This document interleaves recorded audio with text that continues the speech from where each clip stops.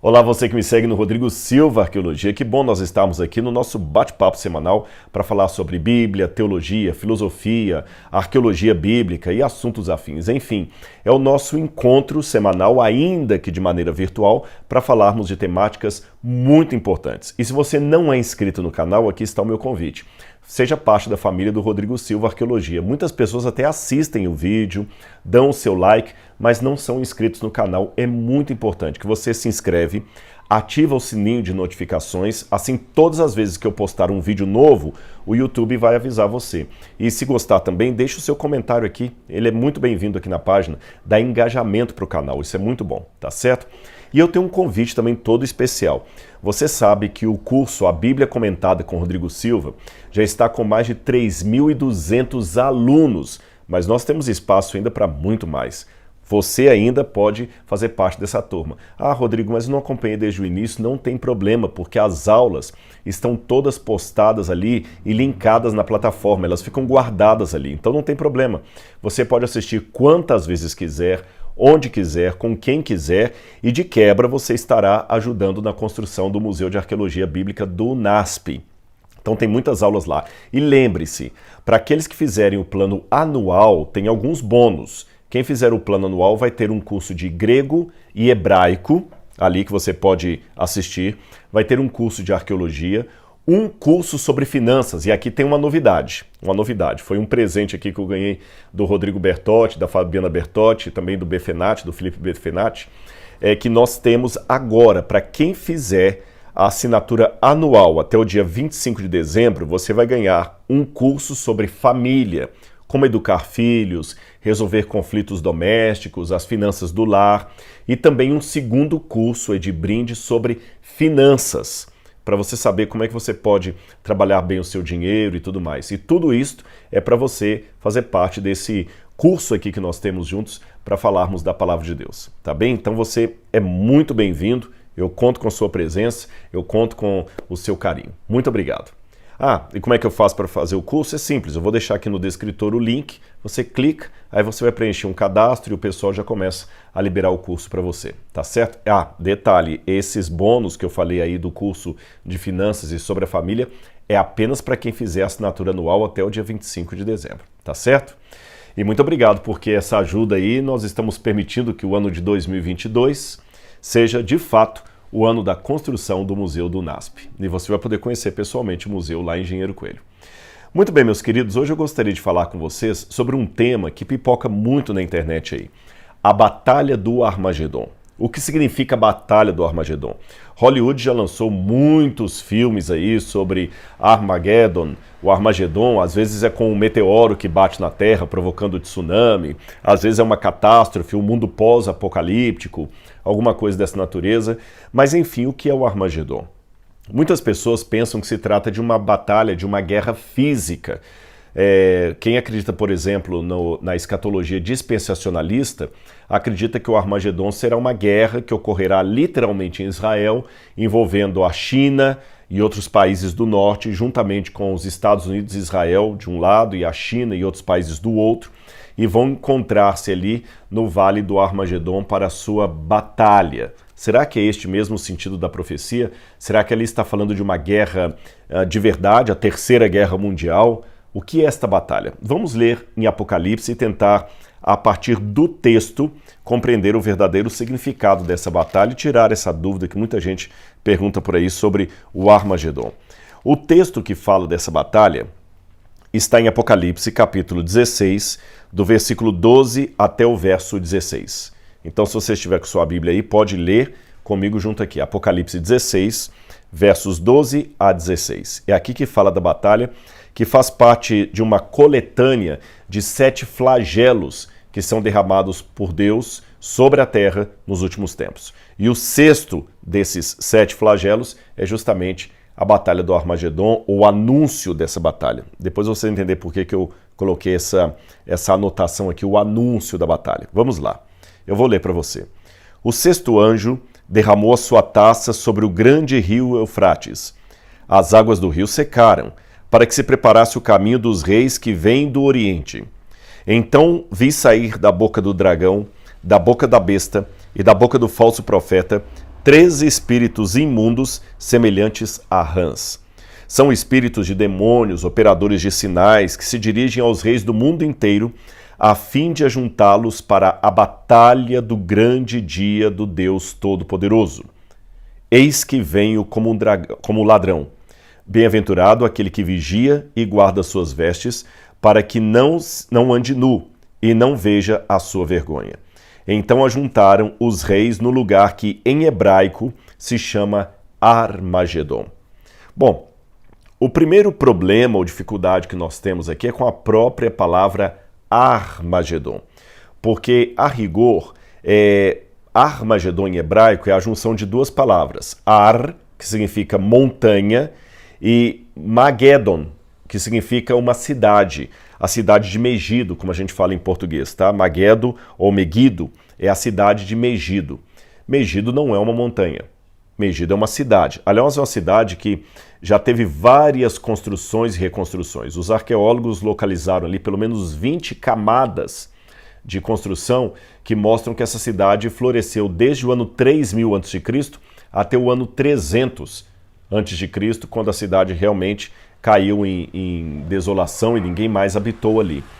O que significa essas camadas? É porque eles tinham uma cidade, a cidade foi destruída por ação do tempo, guerra, terremoto, abandono. Então o pessoal que chega depois constrói uma segunda cidade por cima dos escombros daquela. E outra cidade. Isso é formando camadas, como se fosse um bolo de aniversário, daquele que tem várias camadas, várias coberturas, sabe? Um sítio arqueológico, quando você escava, você tem camadas de ocupação de tempos antigos. As camadas que estão mais abaixo são as mais antigas, as que estão mais na superfície são as mais novas.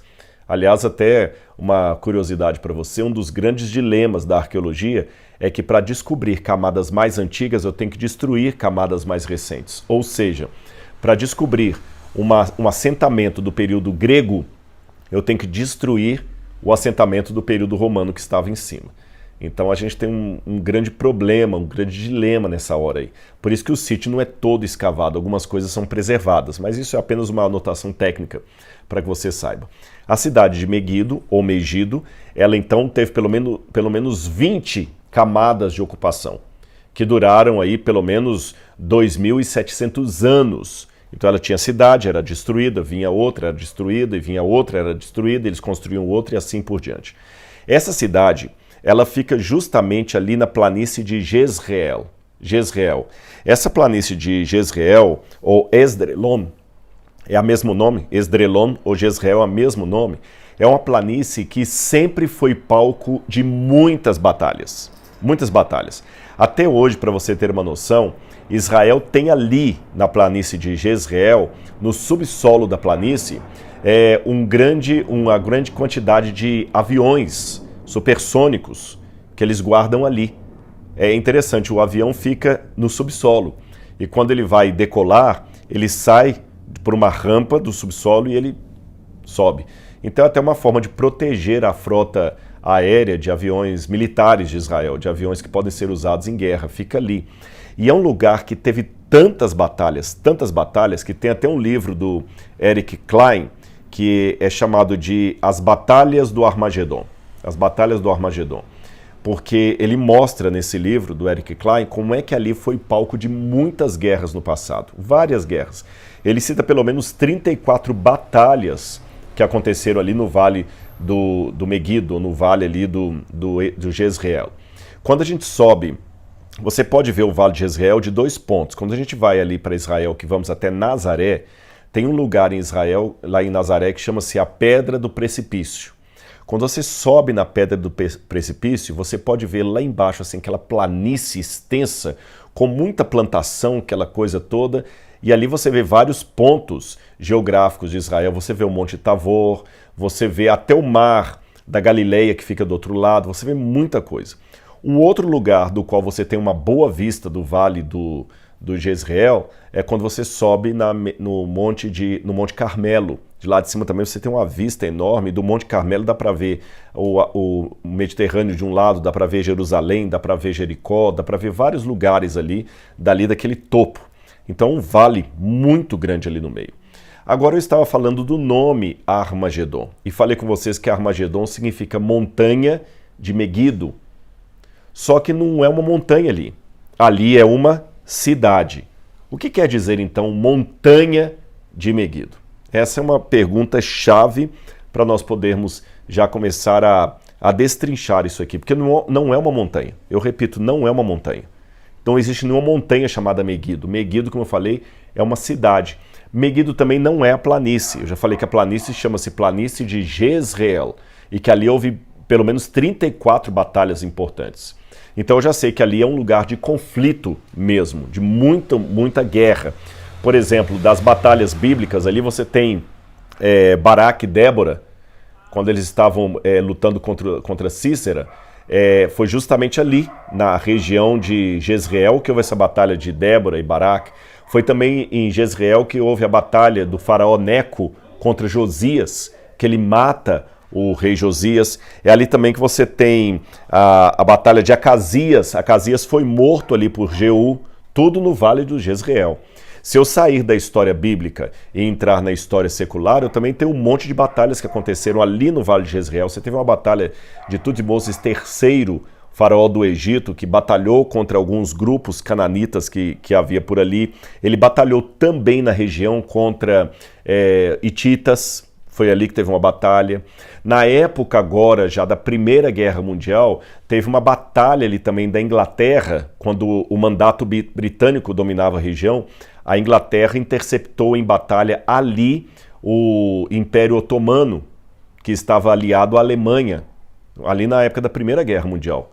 Então ali teve muitas batalhas. A região, desde a época bíblica, desde os tempos mais antigos, é um lugar bom para você fazer batalha, por quê? Primeiro que é plano. Então qualquer exército consegue enxergar o outro de cara. Se um exército está vindo do norte para atacar o sul, como acontecia, por exemplo, às vezes com os otomanos que vinham da Turquia para atacar o sul, os ingleses podiam interceptá-los dali. Uma outra vantagem da região é que ali no passado era via mares. O caminho do comércio passava por ali. Então qualquer pessoa que quisesse dominar a região estaria em vantagem bélica. Outra questão, quando as superpotências iam brigar, por exemplo, a Síria vinha aqui para atacar o Egito, ou a Babilônia vinha para atacar o Egito, ou os hititas também vinham em batalha contra o pessoal que estava aqui embaixo, o ponto de encontro era o Vale do Jezreel, que era melhor batalhar num vale do que numa montanha.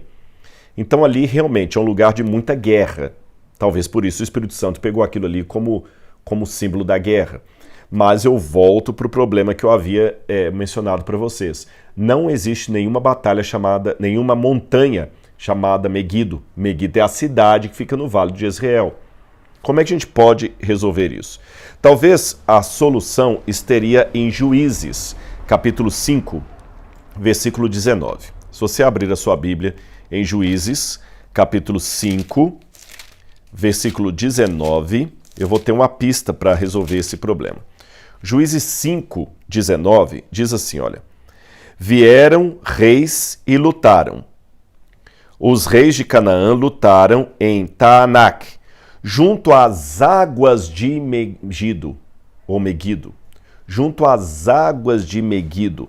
E quais eram as águas de Meguido? Bom, a profecia de Apocalipse, capítulo 16, fala que o sexto anjo derramou a sua taça sobre o grande rio Eufrates. Mas aqui eu tenho um outro problema, porque o Eufrates está lá na Mesopotâmia, junto ao rio Tigre, e o Eufrates está passando pela Babilônia. O Eufrates não passa aqui no Vale de Jezreel. O Eufrates passa lá em cima, na Babilônia. E a profecia parece misturar dois acidentes geográficos muito distantes. Meguido, que está aqui embaixo em Israel, com a Babilônia, que está lá em cima no atual Iraque, é muito longe, e ainda fala da montanha de Meguido, sendo que Meguido não é uma montanha. Mas eu tenho uma pista aqui em Juízes, capítulo 5, versículo 19, que aqui menciona as águas de Meguido. Mei Megidon, em hebraico. Mei Megidon, águas de Meguido, assim no construto. O que significa isso? Eu vou ensinar para você uma coisa sobre a geografia dos tempos da Bíblia. Eles tinham o costume de pegar um acidente geográfico e dar para o acidente geográfico o nome da região ou da cidade mais próxima. Vou dar um exemplo para vocês. Existe um lago no norte de Israel, um lago que na verdade é o lago de Kinneret, ou Genezaré, como alguns falam. O lago de Kinneret, ou Genezaré. Mas como esse lago ficava na região da Galileia, ele também é chamado de Mar da Galileia. Tá certo? A Galileia não é um mar. A Galileia é uma região. Mas como tem um lago muito grande ali, os judeus chamavam aquele lago de Mar da Galileia, sendo que o nome dele seria Mar de Kinneret, que é o lago da harpa, se você quiser traduzir assim. Uma outra forma de chamar o mesmo mar seria Mar de Tiberíades, porque tem uma cidade de Tiberíades ali na região. Veja, Tiberíades não é um mar, nem um lago. Tiberíades é uma cidade. Mas como essa cidade fica perto do mar, ou do lago ali de água doce, eles chamam de Lago ou Mar de Tiberíades. Ficou claro para vocês? Por exemplo, eu estou gravando esse vídeo para vocês da cidade de Belo Horizonte. E aqui você tem a serra do Curral del Rei. Curral del Rei, que fica na cidade de Belo Horizonte. Se eu estivesse falando nos tempos da Bíblia, eu poderia chamar essa serra de Curral del Rei ou poderia chamar essa serra de Serra de Belo Horizonte. Mesmo que Belo Horizonte não seja uma serra, Belo Horizonte é uma cidade. A gente chamaria de Serra de Belo Horizonte. Ficou claro para vocês? O Corcovado poderia ser chamado de Montanha do Rio de Janeiro, se eu seguisse a forma bíblica de dar nome para o acidente geográfico à cidade ou região que está mais próxima. Sendo assim, as águas de Meguido seriam o rio que passa ali perto da cidade de Meguido. E qual que é o rio que passa ali perto? É o rio Kishon, ou Rishon. Esse rio Kishon é chamado também de Águas de Meguido, porque o rio passa ali perto. Tanto é que no verso 21 de Juízes capítulo 5 diz assim: o ribeiro do Kishon os arrasou. Kishon, o antigo ribeiro. Então o Adi Kishon é o nome de um ribeiro, de um riozinho que fica ali perto de Meguido, e eles acabam dando o nome do rio ao nome da cidade, as Águas de Meguido. Percebeu? Então as águas que estão perto da cidade de Meguido são chamadas de Águas de Meguido. E o que está aqui nesse texto de Juízes, capítulo 5? É justamente o cântico de Débora. Quando Débora, depois da derrota de Cícera, ela faz um cântico ao Senhor, louvando ao Senhor, e ela mostra que apesar da ação humana, lembra que Jael vai lá e até mata o Cícera? Apesar da ação humana, por detrás disso está a ação de Deus. Por quê? Se você se lembrar, no capítulo anterior conta que aquele exército inimigo do povo hebreu, os carros dele, porque a Débora os atraiu para um lugar e o carro deles começou a atolar nas águas ali, nas poças de água, e aí o exército começou a atolar os carros de guerra. Então no cântico aparece isso: as águas de Meguido, mas não levaram, eles estiveram junto às águas de Meguido, que era o rio Kishon ali. Ficou claro para você? Então o cântico mostra a ação de Deus em fazer com que o elemento da natureza provoque a derrocada do inimigo. Agora, já que eu aprendi que as águas de Meguido são o rio Kishon, que recebe o nome de águas de Meguido que estão ali perto, então Armagedon deve ser alguma montanha que está ali perto. E qual é a montanha que está perto de Megido? Sabem qual? O Monte Carmelo. A cidade de Megido, ou Meguido, ela fica aos pés do Monte Carmelo. E o que aconteceu no alto do Monte Carmelo? Você se lembra? Ali aconteceu a batalha de Elias contra os profetas de Baal. A batalha de Elias contra os profetas de Baal. Uma batalha espiritual. E isso faz todo sentido no Apocalipse, porque o Apocalipse é curioso. Eu vou falar uma coisa para vocês que eu até mencionei num vídeo passado, mas eu vou repetir porque eu acho que é importante essa anotação. Você sabia que, curiosamente falando, o Apocalipse é o livro que mais faz alusões ao Antigo Testamento? De todos os livros do Novo Testamento, o que mais faz alusão ao Antigo Testamento é o Apocalipse. Mais do que as cartas de Paulo, mais do que os evangelhos, mais do que qualquer livro do Novo Testamento, é o Apocalipse que mais faz referências ao Antigo. Contudo, não há no Apocalipse nenhuma citação direta ao Antigo Testamento. Nenhuma. Nos evangelhos você encontra, por exemplo, o Evangelho de Mateus, quando vai citar o Antigo Testamento, ele cita claramente aqui, por exemplo, Mateus capítulo 2, versículo 5, eles responderam em Belém da Judeia, porque assim está escrito por meio do profeta. Abre aspas. E você, Belém, terra de Judá, de modo nenhum é menor entre as principais de Israel, porque de ti sairá o guia que haverá de pacentar o meu povo de Israel. Isso aqui ele está citando Miqueias. Então ele fala o que está escrito por intermédio do profeta. Quando a gente vai também pegar aqui o capítulo 1, versículo 23, 22 diz assim, para se cumprir o que foi dito pelo Senhor por meio do profeta, abre aspas, eis que a virgem conceberá e dará à luz a um filho e será chamado pelo nome de Emanuel. Está citando aqui o profeta Isaías. Quando Jesus duela com o diabo no deserto da tentação, tanto Jesus como o próprio diabo citam textualmente o Antigo Testamento. Ou seja, citações diretas. Quem trabalha aí para escrever TCC, dissertação de mestrado ou tese de doutorado, ou o contrário, né? Como em inglês eles falam dissertação para doutorado e a tese para mestrado. No Brasil é o contrário.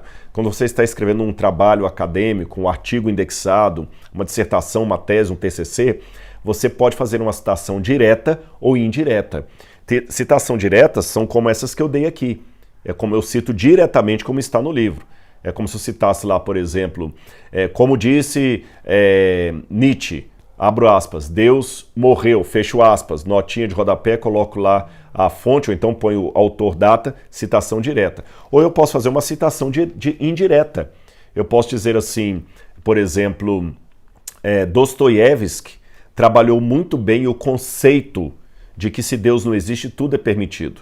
Eu fiz uma citação indireta de Dostoiévski. Eu disse o que ele falou, mas não reproduzi exatamente as palavras dele. Esta é uma citação indireta. Pois bem, o Apocalipse só tem citações indiretas do Antigo Testamento.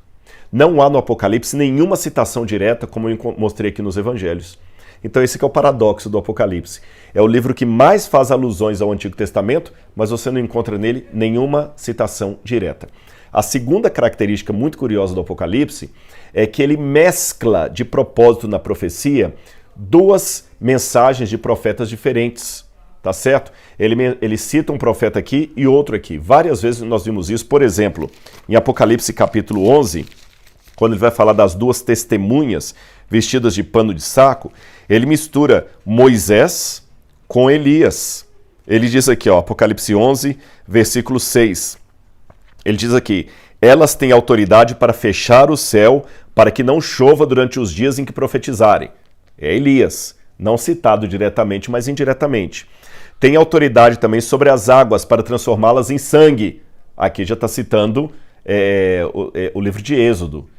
Percebeu? Citou aqui o livro de Reis e citou o livro de Êxodo. E misturou numa coisa só. Ele pegou a ação de dois profetas, Moisés, fazendo as águas virarem sangue, e Elias fazendo com que não chovesse em Israel, e juntou numa só cena aqui do Apocalipse. A mesma coisa acontece aqui no Armagedon. Ele mistura a cena do Monte Carmelo com a cena da Babilônia, com a queda da Babilônia. Isso aqui já vai começando a me ajudar a entender o que significa a Batalha do Armagedon. É uma batalha espiritual. Outra coisa que me chama a atenção, porque eu não acredito que aqui é uma batalha física de qualquer país do mundo vindo batalhar contra Israel, é que a rigor, por isso que no início do vídeo eu falei, olha, preste atenção nesse detalhe aqui que eu estou colocando e você vai entender depois por quê. Aqui não descreve batalha nenhuma. Aqui só anuncia. Eu vou ler de novo para você.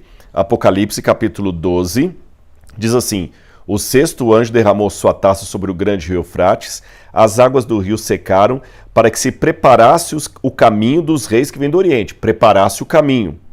Então vi sair da boca do dragão, da besta e do falso profeta, 3 espíritos imundos, semelhantes a rãs.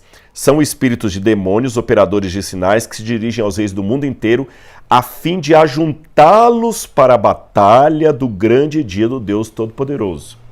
A fim de ajuntá-los para a batalha. Não falou da batalha. Percebeu isso? Muita gente pensa que o Armagedon é uma batalha física, mas não há batalha nenhuma descrita aqui. Sabe qual é a batalha?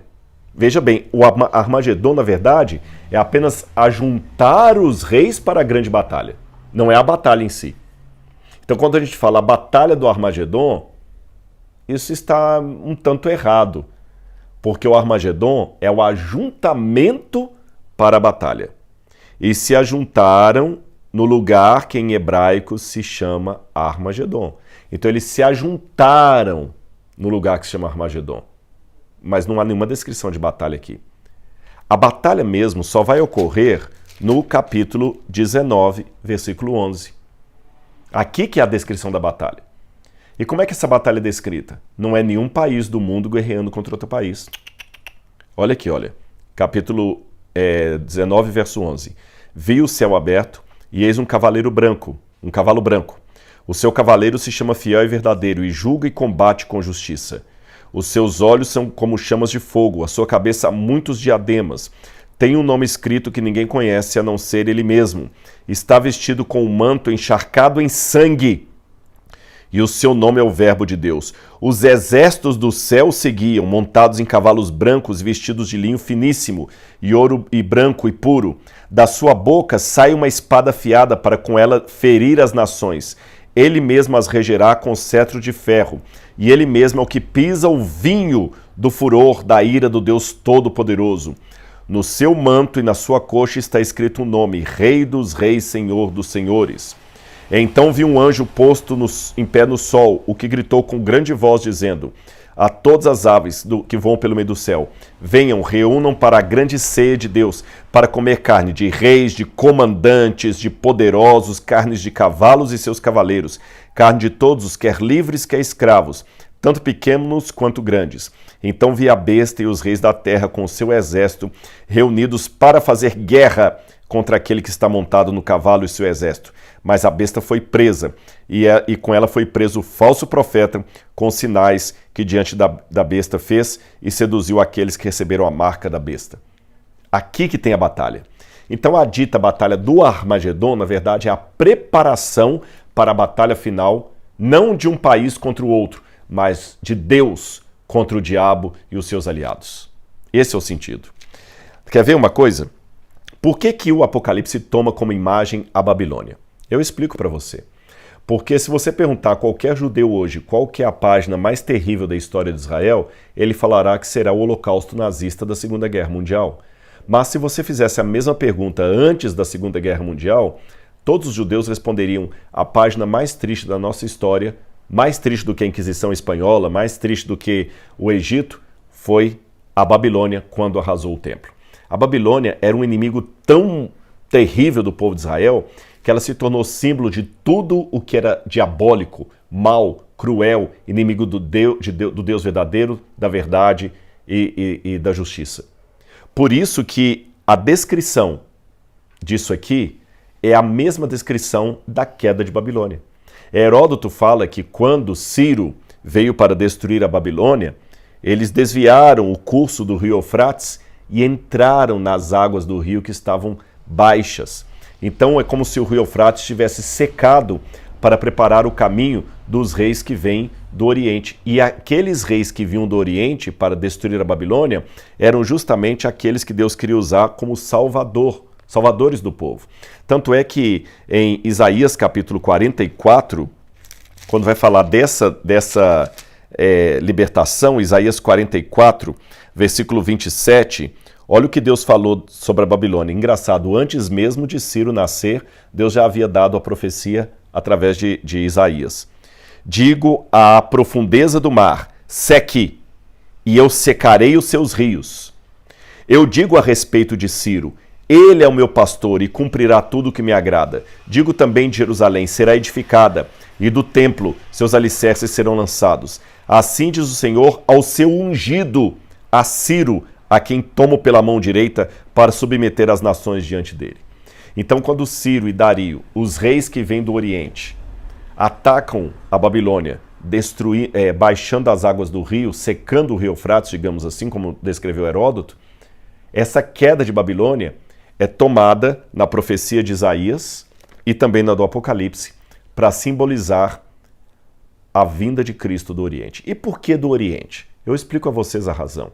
é que na Bíblia sempre o Oriente é símbolo da salvação, da ação de Deus. Por exemplo, Deus plantou o Jardim do Éden na banda do Oriente. O anjo com o selo de Deus na profecia de Ezequiel, ele vem do lado do nascente do sol, ou seja, do Oriente. O anjo que tem o selo de Deus em Apocalipse capítulo 7, ele também surge do lado do nascente do sol, do Oriente. A volta de Jesus é descrita como um relâmpago que sai de onde? Do Oriente e se mostra até no Ocidente. Então, na Bíblia, sempre o Oriente é o símbolo da salvação. A porta da salvação de Jerusalém, que em Ezequiel 44, 1 e 2, Deus profetiza que ficaria fechada a porta do Messias, é a porta que dá para o lado do Oriente da cidade. Então, o Oriente é o lugar da salvação, é de onde vem o Messias. Então, os reis que vêm do Oriente significa justamente Jesus e o seu exército, que à semelhança de Ciro e Dario foram enviados por Deus para derrotar a Babilônia, Jesus vem para colocar fim à Babilônia. Só que a Babilônia mística, essa confusão generalizada que haverá nos últimos tempos sob o comando do anticristo, ela tem uma tríplice aliança, que é o dragão, a besta e o falso profeta. É a primeira vez que a palavra falso profeta aparece aqui no Apocalipse. O falso profeta certamente é a segunda besta do Apocalipse que faz a imagem da primeira. No Apocalipse 13 nós temos duas bestas, uma do mar e outra da terra. Aqui eu tenho um falso profeta, que é a besta do mar, e a besta. E também você tem o próprio dragão. Aí quando você vai lá na destruição que Cristo opera no capítulo 19, você vê que a besta foi presa e com ela o falso profeta. E o dragão, ele foi acorrentado durante 1000 anos pelo poder de Deus. Então o Armagedon, em outras palavras, é a batalha espiritual de Deus para libertar o seu povo. E essa batalha será uma batalha semelhante à que Elias teve no alto do Carmelo com os profetas de Baal. O Apocalipse faz uma alusão tanto à destruição da Babilônia quanto à derrocada dos falsos profetas de Baal e Áxera em cima ali do Monte Carmelo. Aliás, é interessante que a mulher que levava todo Israel a se apostatar e adorar Baal e Áxera era justamente Jezabel, aquela mulher corrompida. E o que eu tenho aqui em Apocalipse capítulo 17, logo depois que fala do Armagedon? O julgamento da prostituta, da adúltera que está montada na besta escarlata, que era nada mais nada menos que o mesmo símbolo da antiga deusa Áxera, que foi combatida pelo poder de Deus através do profeta Elias no Antigo Testamento. Portanto, meus queridos, a partir disso eu entendo que o Armagedon, na verdade, é a batalha final, a preparação, para ser mais preciso, para a batalha final do bem contra o mal. Na verdade, o bem já está batalhando contra o mal numa guerra sem tréguas, sem pausas. E aqui vem meu alerta final. O bem e o mal estão em constante luta. O grande conflito está acontecendo ao nosso redor. A luz contra as trevas, Deus contra Satanás. E sabe o que é mais importante? Os dois lados querem você. O bem e o mal estão brigando e os dois lados querem você. De que lado você estará? Eu prefiro o lado de Deus, porque é o lado da vitória certeira. O mal pode até aparentar ter um triunfo sobre o bem. Por exemplo, o mal aparentemente triunfou quando matou o Filho de Deus na cruz do Calvário. Mas foi um triunfo, entre aspas, e imaginário, porque na manhã do terceiro dia, ele ressuscitou em glória e majestade. O mal aparentemente terá um triunfo quando ele reúne todos os reis da terra ali para a batalha. Mas Cristo destruirá o anticristo com o sopro da sua vinda. Como disse o apóstolo Paulo, então será revelado o iníquo, ao qual o Senhor Jesus destruirá pelo esplendor da sua glória e pelo sopro da sua boca. Ou seja, só faz isso e o mal se desfaz. Então, meu apelo, fique do lado de Deus. O conflito cósmico em breve chegará ao seu ápice. Cristo voltará em breve com poder e grande glória. E o Armagedon, A batalha do Monte Meguido, ou do Monte Carmelo, será a batalha entre aqueles que estão do lado de Deus e aqueles que estão do lado de Baal. Aqueles que seguem Elias e aqueles que seguem os falsos profetas. Aqueles que adoram ao Senhor Deus de Israel e aqueles que preferem os ídolos desse mundo. Espero que você tenha gostado dessa explicação, tenha entendido o significado da Batalha do Armagedon e se prepare espiritualmente para aquele grande dia e que você esteja do lado da luz. Um grande abraço e até o nosso próximo vídeo. Tchau, tchau.